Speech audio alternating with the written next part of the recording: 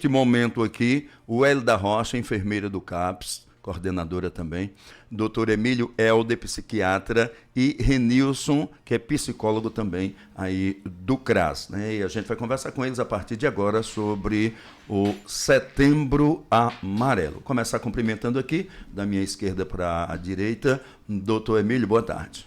Boa tarde. Encosta aqui. Boa tarde.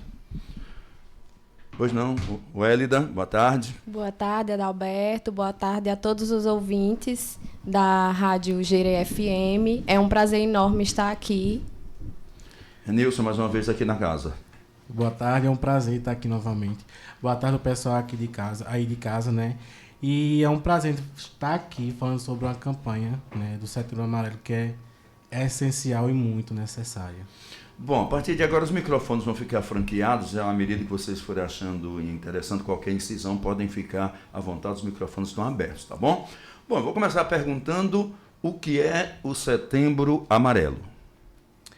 Olha, veja só, é uma campanha de prevenção que visa alertar a população, a sociedade, sobre o suicídio, né? O suicídio, sobre trabalhar as questões da nossa saúde mental.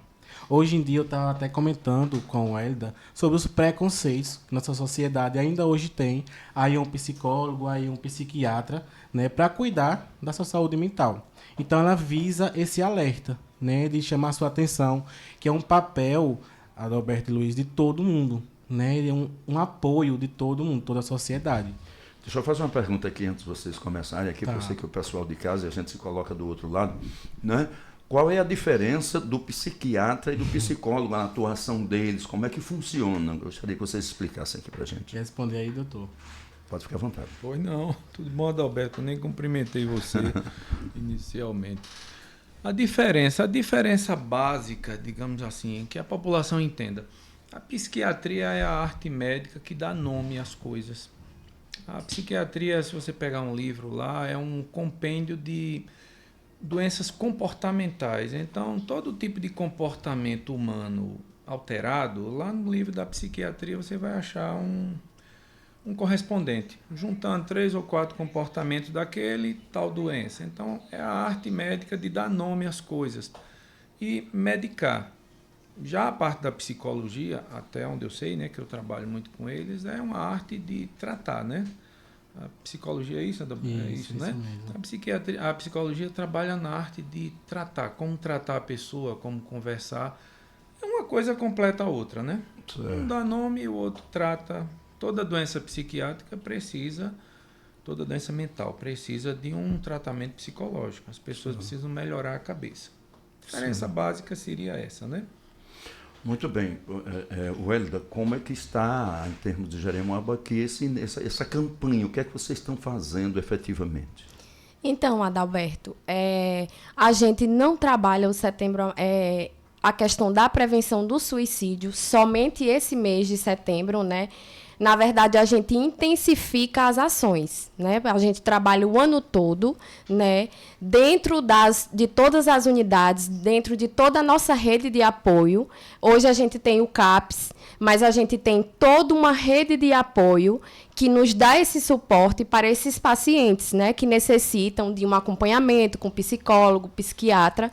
E a gente recebe esse pessoal através dessa rede de apoio, que é através do hospital, SAMU, unidades básicas de saúde, o pessoal da assistência social, CRAS, CREAS, também do Conselho Tutelar. Então, a gente acolhe todos esses pacientes através do encaminhamento dessa rede de apoio.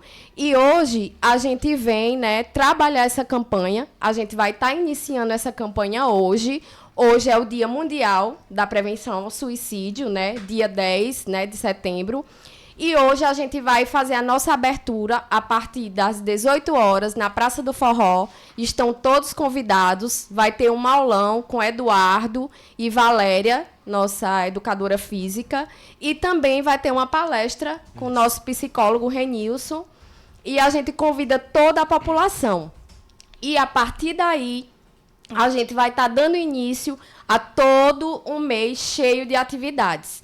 A gente, esse ano, tentou englobar todas as unidades possíveis. É impossível, como a gente tem uma zona rural muito extensa, a gente ir em todos os PSFs, mas as equipes de saúde da família trabalham internamente lá com os seus pacientes. Mas hoje também ainda vai ter uma palestra, a partir das 14 horas, com o grupo de idosos, né, falando sobre o Setembro Amarelo. Dia 11/9, a gente vai ter uma palestra na Escola Lagoa do Mato, a partir das 14 horas, que a gente vai englobar o público, né, da escola, que hoje a gente recebe uma demanda muito grande de crianças e adolescentes, né, com esses transtornos. Dia 12/9, a gente vai ter uma sala de espera com todos os pacientes do CAPS, que a gente recebe do Dr. Emílio na nossa unidade, para atendimento todas as terças e quintas. Então, quinta-feira, todos os pacientes irão receber essas informações e como está, e orientação de como está procurando um profissional mediante a esse problema de saúde mental. Dia 16/9, teremos uma roda de conversa com todos os profissionais do hospital. 18/9, iremos para a escola do Riacho, né, São José, também com palestra com os alunos. Dia 18/9, teremos uma roda de conversa com todos os profissionais da atenção básica. Dia 20/9, iremos focar na roda de conversa com os coordenadores pedagógicos de todas as escolas municipais. Dia 23, os familiares dos nossos pacientes do CAPS. Dia 24, iremos para o posto do Monte Alegre, que é um local que a gente tem uma demanda muito grande, né, de pacientes que tentam suicídio. E o encerramento será com a caminhada, dia 25/9, 8 horas da manhã, também todos convidados, com saída na Praça do Forró. Nós estamos falando de paciente, né? Paciente já é quando já se tem o conhecimento, quando os órgãos já têm conhecimento de que aquela pessoa precisa de tratamento. E como alguém normal, alguém que está dentro da sua casa pode detectar que ele tem alguém precisando de acompanhamento, precisando de tratamento, como descobrir, como perceber no outro essa necessidade? Perfeito essa pergunta. Primeiro, Adalberto, é muito importante que os familiares eles vão trabalhando essa questão do preconceito. Porque muitas vezes os adolescentes vão falar com seus pais e eles recebem como resposta: isso é besteira, isso é falta do que fazer, isso é falta de Deus, isso é bobagem. Então, o primeiro início é identificar. Se você que está aí ouvindo a gente, você, o seu filho, você enquanto pai, observa que seu filho está ali com comportamentos de ficar o tempo todo dentro do quarto, de isolamento, tristeza. São comportamentos, Adalberto, que a gente precisa estar identificando, observando. Né? A gente está em convívio. E se você mesmo está sentindo, né, esses comportamentos, já é, né, um motivo de você agir com a prevenção. Né? Que é isso que a gente vem trazer aqui, a prevenção. Você está tendo alguns sintomas de crise de ansiedade. E o que é isso, Renilson?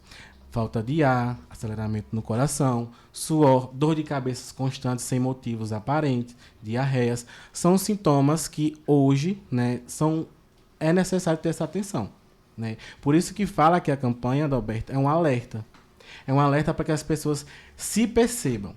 Hoje em dia, a gente com as tecnologias, a gente vem cada vez mais se distanciando da gente.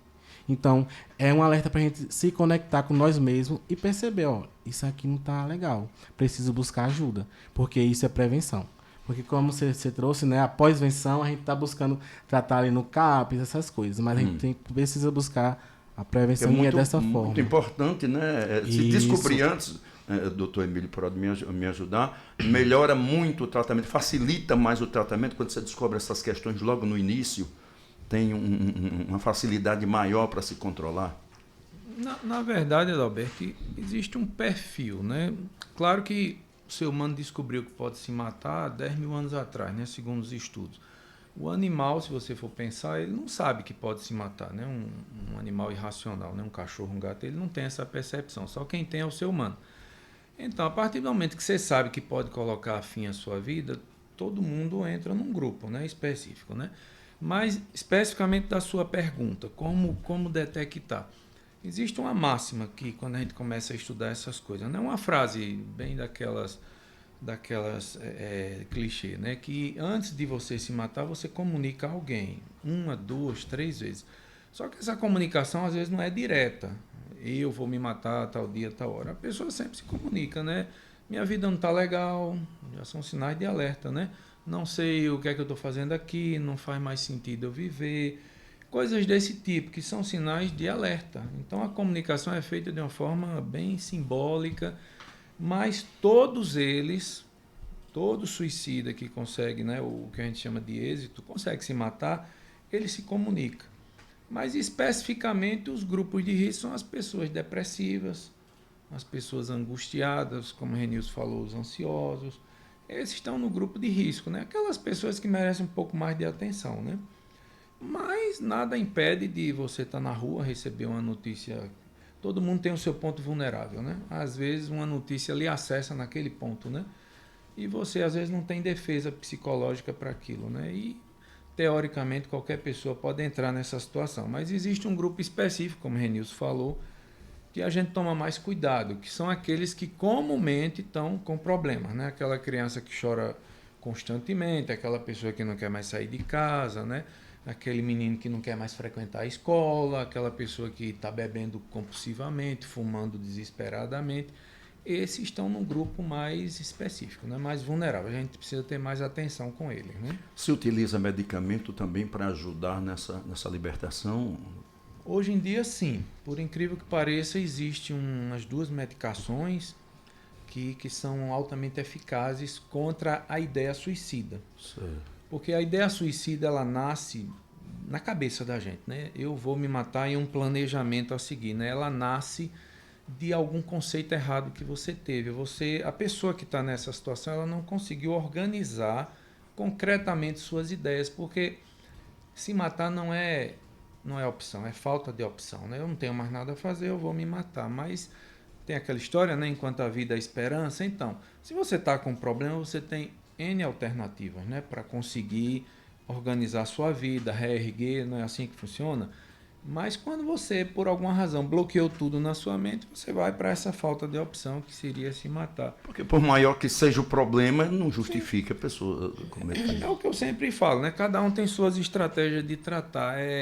São ideias que a pessoa não tem na cabeça, no momento, mas não quer dizer que ela não exista. Eu não sou detentor de todas as ideias do mundo, mas naquele momento falha na minha cabeça e eu acho que não tem solução. Mas ouvindo alguma outra pessoa, normalmente um psicólogo que é especializado para isso, né?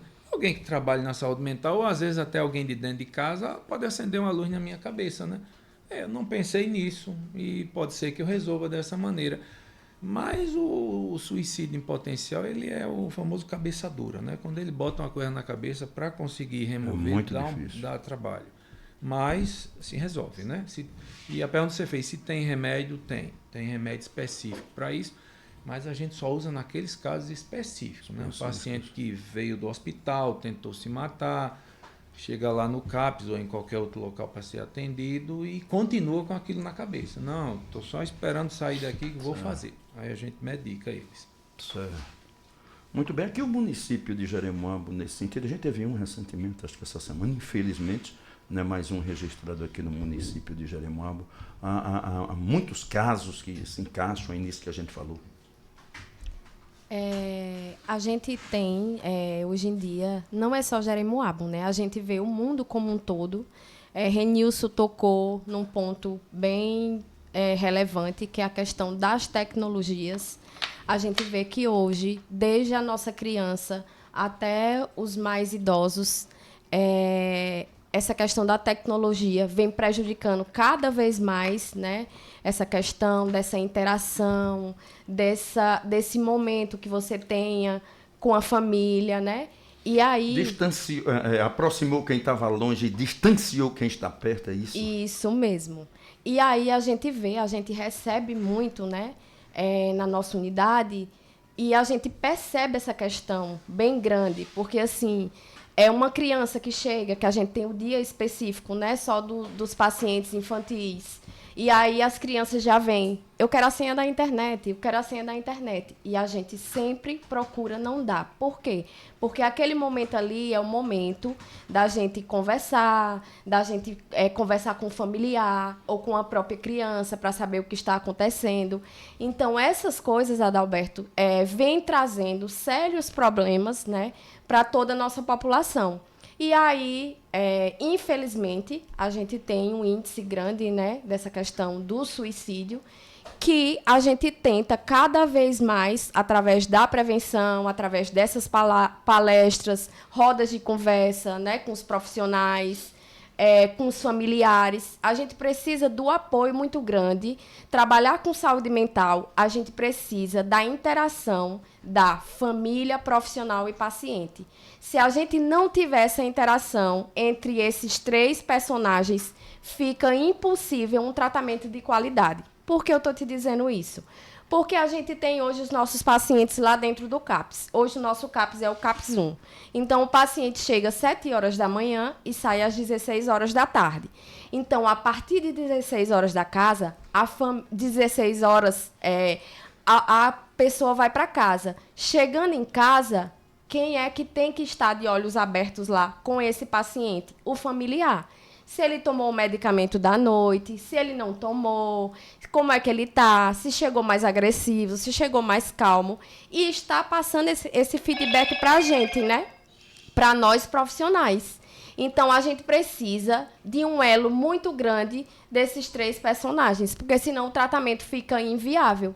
Então, a maioria desses pacientes que chegam a tentar o suicídio, ou são aqueles que ainda não buscaram ajuda, né? Não ainda tiveram por preconceito, que Renils falou aqui, que é uma coisa que a gente bate muito na tecla, essa questão do preconceito, mas também por essa questão do descuido de algum familiar ou de alguém que cuide desse paciente, não está observando que ele não está tomando aquele medicamento. Então, a maioria desses pacientes que vêm tentar esse suicídio, que estão fazendo o tratamento, eles com certeza não estão tomando medicamento como deveria tomar ou não tomam o medicamento. Então, hoje, trabalhando dentro do CAPS, eu vejo que praticamente 95% desses pacientes são pacientes que não tomam a medicação correta. Aqueles que apresentam problemas é justamente por conta disso. Isso. E não faz o tratamento correto. Não faz o tratamento como deve, a família não acompanha. Não acompanha. Por mais... Deixa faltar o remédio. Às vezes deixa faltar o medicamento. Então, e até dá aquele feedback para a própria unidade básica de saúde. Porque muita gente acha assim, o paciente que tem transtorno mental é o paciente só de CAPS. Não, o paciente é da rede por completo. Toda a rede que eu falei aqui tem que estar atenta a essa questão do paciente que tem problema mental, né? Então, não é só o CAPS. Então, uma unidade básica de saúde, eles podem procurar. E aí, a enfermeira entra em contato com a gente do CAPS. Olha, está precisando de uma visita aqui a tal paciente. Ele não quer ir de jeito nenhum no CAPS para consulta. A gente faz a visita, tenta na conversa. E a gente... Às vezes o paciente fica irredutível nessa questão. Isso, muitos pacientes ficam irredutíveis, resistentes. Mas, a partir da conversa que a gente vai, ou um psicólogo, um assistente social, eu como enfermeira, chega lá até a casa, a gente consegue trazer muitos pacientes que estavam resistentes e a gente consegue êxito nessas nossas visitas. Muito bem, são 12 mais 55, mais alguma coisa que vocês queiram pontuar, pode ficar à vontade aí. Só dizer, Adalberto, que nesses casos que as pessoas estão em casa, eu atendo muitos pacientes com ideação suicida, né? Ou pessoas que já tentaram suicídio. Então, assim, falar que se tem vida, tem jeito, né? Se a pessoa está viva, tem jeito. Porque, às vezes, quando a pessoa tenta cometer suicídio, ele não quer matar ele em si. Ele quer matar aquela parte que está adoecida. Né? Nós somos construídos por partes, né? Relacionamento, filhos, trabalho, né? Relações, escola, enfim, várias partes. Então, às vezes, uma parte está adoecida e a gente quer matar aquela parte. Né? Às vezes, a gente mata uma parte e a gente vai matar o todo. Então, assim, se tem vida, tem jeito, a gente vai buscar trabalhar o que está acontecendo, né? Os sintomas. O que é que está levando você a ter esses sintomas? O que é que está levando você a pensar dessa forma? né? Na vida sempre tem outras formas de enxergar a mesma situação, né? Independente do que a pessoa esteja vivendo, sempre tem. Muito bem. Pois não. Outra coisa que eu queria aproveitar, né, já que estamos aqui falando sobre essa questão da parte de saúde mental, e a gente escuta muito na rádio, né, sobre a questão das regulações de pacientes que estão em surto, né? Então, muita gente, hoje mesmo recebi estagiários, né, técnicos de enfermagem, e aí todo mundo sai com uma visão totalmente diferente de quando entra e hoje, que são 2 dias, de quando sai. Por quê? Porque, assim, muita gente não entende muito bem essa questão da política, né? Dessa questão do surto. Então, qualquer paciente que esteja em surto, a conduta é ligar para o SAMU aciona a guarda, se necessário. Às vezes tem pacientes que estão quebrando as coisas em casa ou estão com alguma coisa de pérfuro cortante. Então, a conduta é essa, ligar para o SAMU aciona a guarda e até lá, eles vão até lá, leva para o hospital. No hospital é feita a medicação, o paciente fica mais calmo e aí sim é que a gente do CAPS entra com a questão da consulta do Dr. Emílio e também as terapias com o psicólogo. Porque não adianta nada o paciente ir em surto para o CAPS, porque não vai adiantar. Naquele momento ali ele está agressivo, né? Então, a conduta é essa. E outra coisa também, Adalberto, que mudou, que antes a gente tinha, quando a gente regulava esses pacientes em surto, a gente tinha o Hospital Psiquiátrico de Juazeiro, que era a nossa referência. Mas já tem uns 2, 3 meses que, depois da conferência estadual de saúde, né, de saúde mental, que teve em Salvador e também teve a nacional em Brasília, assim como também teve primeiro aqui a municipal em Jeremoabo, o Ministério da Saúde resolveu o quê? Que esses hospitais, como o de Juazeiro, que os pacientes ficavam fechados, que era igual antigamente, né? Eles entendem o quê? Que o paciente ele tem que ficar livre, ele precisa ir para os CAPs, ele precisa desse apoio da família, dos profissionais. Lá eles ficavam sem um familiar. Então, hoje, a nova conduta é o quê? O Paulo Afonso Salgueiro, a gente tem leitos psiquiátricos dentro dos hospitais normais. Então, por isso que às vezes a gente vê reclamações de pessoas que, quando colocam na regulação, já quer que saia do dia para a noite. Em Paulo Afonso são apenas 4 leitos psiquiátricos, né? Então, e a partir também dessa nova medida, o que foi feito? Esse paciente, quando ele é regulado, ele precisa ir com o familiar. Ele só entra no hospital se uma pessoa estiver acompanhando ele. Então, é necessário do acompanhamento dessa família. Então, ele é tratado lá dentro, né? A compensa e depois o paciente é para retomar aqui para o município e fazer o tratamento conosco do CAPS. Então, hoje funciona dessa forma. Eu estou passando aqui porque tem muitas pessoas ainda em dúvida e é interessante a gente estar repassando porque todo mundo hoje fica ciente de como é que funciona a questão da regulação. Em outras palavras, também peca muito porque os leitos são poucos para atender a mesmo. demanda da região, né? Infelizmente. Isso mesmo. Mas a gente tem Salgueiro também, que tem alguns leitos, né? Mas o que a gente pede é o quê? A colaboração da família, porque eu já recebi muitos pacientes que necessitavam desse internamento e quando a gente diz que a família precisa acompanhar para ficar lá, aí desistem de ir, né? Prefere deixar aqui, vai tratando, vai levando para o CAPS e aí desiste de ir porque diz que não tem condições de ir para acompanhar. Muito bem. Né? Então, só reforçando aí a agenda, para a gente encerrar aqui, que eu estou com uma hora aí adiantada, como diz a história. Né?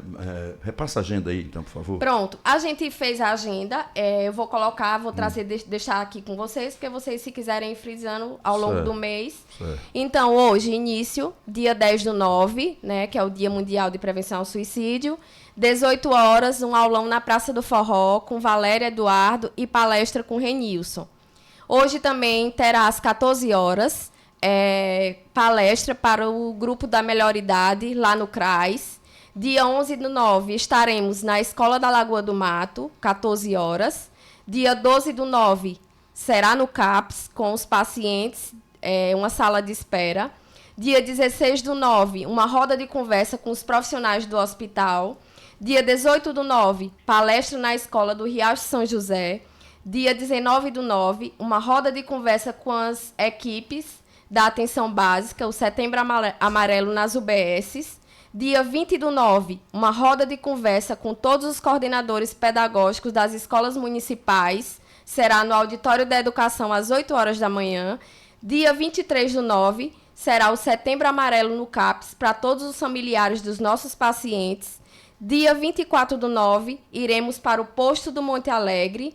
E dia 25/9, encerramento com nossa caminhada em alusão ao Setembro Amarelo. 8 horas da manhã, na Praça do Forró. Muito bem, agradeço a participação de todos, né? Os microfones ficam abertos aí para as considerações finais. Muito obrigado, Adalberto, e agradecer ao pessoal aí de casa.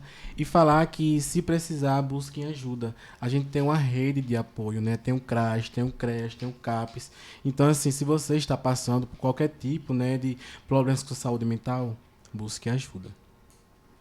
Muito bem, doutor Marcos, obrigado pela participação. Obrigado a você, Adalberto. Só queria um complementozinho, sei que você já está no horário aí. O único patrimônio que a gente tem é a vida, né? Então, cuidem, né?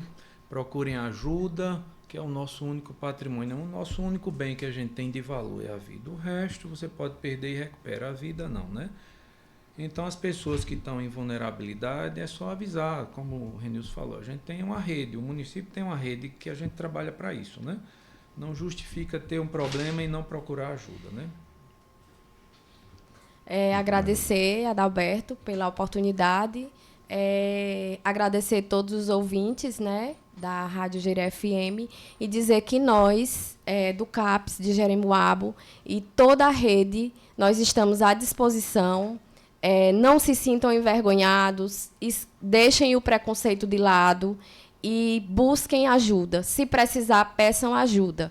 E vamos participar, tem aqui o mês inteiro, né, de palestras, rodas de conversa, destinada a cada setor.